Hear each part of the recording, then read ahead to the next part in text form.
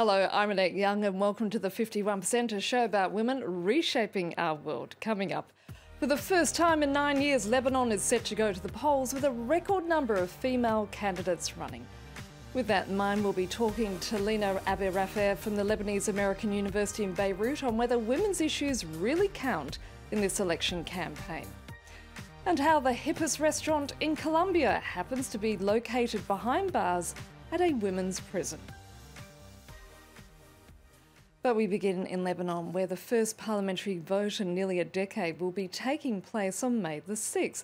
A record number of women are running in this election, with at least 80 female candidates out of 597 putting their names forward.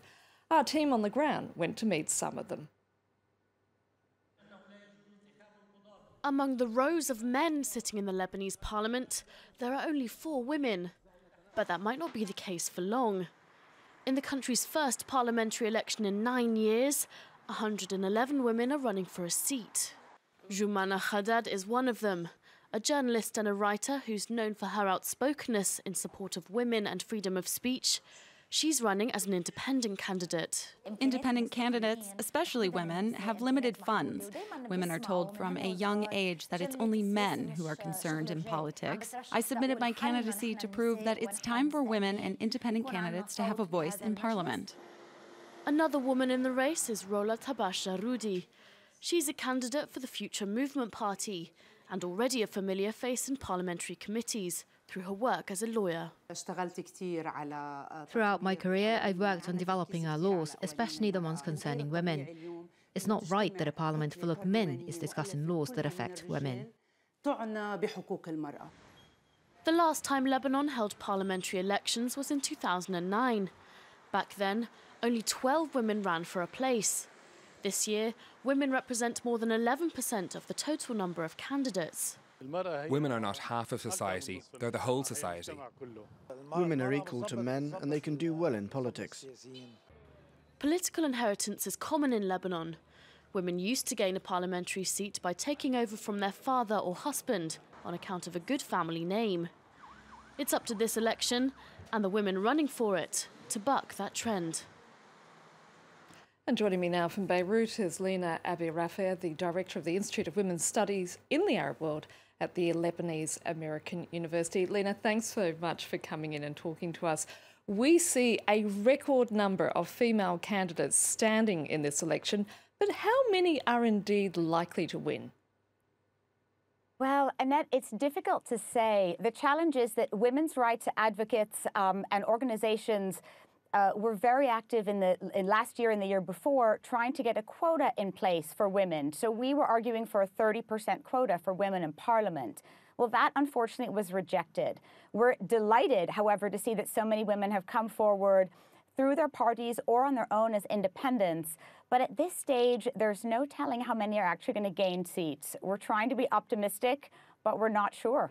But Lina, there have been complaints that these women are having trouble in getting media coverage of their campaigns, however. Well, this is true. It's a challenge because they're trying to break through barriers that have existed for a very long time. Firstly, we haven't had an election since 2009, so we don't have a lot of history and experience. And secondly, as you know, women are extremely underrepresented in politics and, in fact, in all sectors of the society in Lebanon. Despite the fact that the country is among the more liberal in the region, there's still a long way to go. So these women are really fighting against the norm and are doing so quite courageously. But yes, it can come at a cost to them. So we're hoping that as this becomes something of a new normal for people, that they see women in public office, that they'll be able to have the respect and the credibility that is rightfully theirs and that their male counterparts have had for a very long time. And as you pointed out, this is the first election in nearly a decade and the first after a new electoral law was passed. It's also the first time that women are standing in their own right and not simply inheriting a place or a seat from a male relative. Is this a sign of some sort of change as a result? Absolutely. What we're hoping for is when these women come into office, if they are able to win their seats, we're very much hoping they do, that they are willing to act in favor of women's interests and be advocates for gender equality and human rights and social justice. The challenge is sometimes that party politics and certainly religious politics play a significant role. So a woman in a parliamentary seat doesn't necessarily mean she's going to be able to act in favor of women's interests, nor does it necessarily mean that she's going to be given power and space and voice. The thing is that the women who are running are all very strong, and voice is something they do have. A microphone is what they don't have. So what we're trying to do, as we watch this unfold with our fingers crossed, is sincerely hope that these women get into office and are able to strongly articulate needs and interests and form some kind of a coalition that's going to build a future for gender equality and women's empowerment in the country. But Lebanon is still a country where the current laws don't allow women the right to transfer their nationality to their children, which is extraordinary in this day and age. I understand, however, there are moves to change that. Exactly. Well, the situation is that a Lebanese woman who marries a non-Lebanese is not able to pass Lebanese nationality to her children. That's because nationality, like religion, like just about everything else, follows the father. So because we are still in a patriarchal social system, those kinds of things hold sway. And also because of personal status codes that govern women's lives and what they can and can't do. There's still a lot of traditions that have a strong hold. And the other challenge is there are inequalities in the law. And in fact, a lot of people don't know that they're there until they face them individually.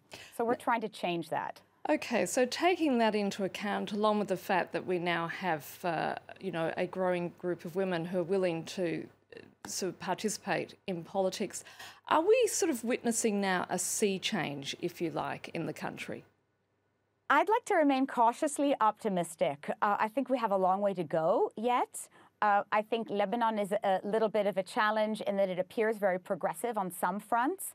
But if you look at things like women's representation in politics, in the economy, in any aspect of public life, leadership and decision-making, they still fall very far behind. Again, because of religious edicts that challenge women's rights at every turn, it's still a really difficult landscape in which to work. So there's been a lot of movement. There is definitely momentum. There's commitment. There are young activists that are making change and slowly making gains, but I think it's going to take a long while yet. And talking about those younger women, do you sense that there is a shift in the way in which the younger generation view equality, not just among young women, but also among young men? Absolutely. What I love about young women's activism in the country and also in the region is that it isn't what I would call conventional, and it's refreshingly unconventional. They organize differently around the issues that are important to them. Many of them are movements, so they're not official groups. So they don't register, they don't go through any formal processes. They just expand as they need to for the causes that are meaningful to them. And they're intersectional by nature, which means they really take on board the full range of issues that affect human rights, equality, and social justice. So they're able to do that in a way that is much more fluid and responsive than the older generation. So it's something really encouraging to see. Lina, we're going to have to leave it there. Thank you so much. Thank you very much, Annette.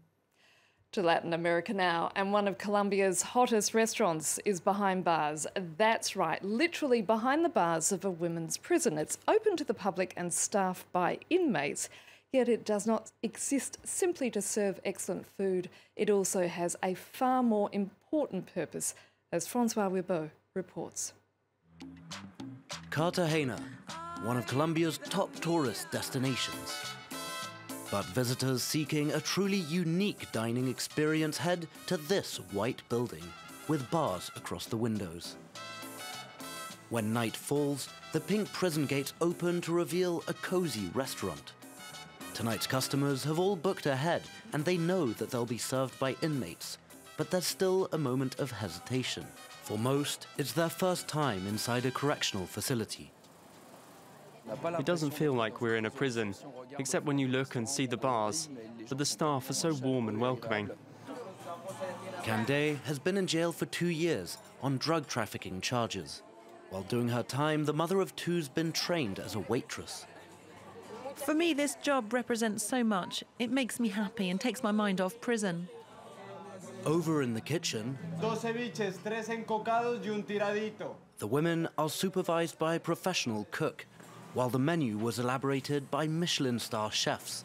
It's a first in Colombia. I've learned lots of new skills and I feel really useful here. The women in the kitchen really surprised us, and I think they discovered a part of themselves too. They progressed so much and the results are amazing. Crystal is the only American inmate. She's been here for 5 months, awaiting trial for possession of cocaine. But customers don't seem overly fussed about her criminal record. To them, she's just a very friendly waitress. It's hard to think about that they sleep in a cell. The restaurant's a resounding success, but at the end of each shift, the servers once again become prisoners. Out of 150 women, 80% of them are here on drug-related offenses. Whatever problems you may have in prison, it's important to just keep on smiling. But how do you feel inside? Honestly, I feel a bit empty. Revenues from the restaurant are helping to improve conditions inside the prison, and those who work there may even see their sentences shortened.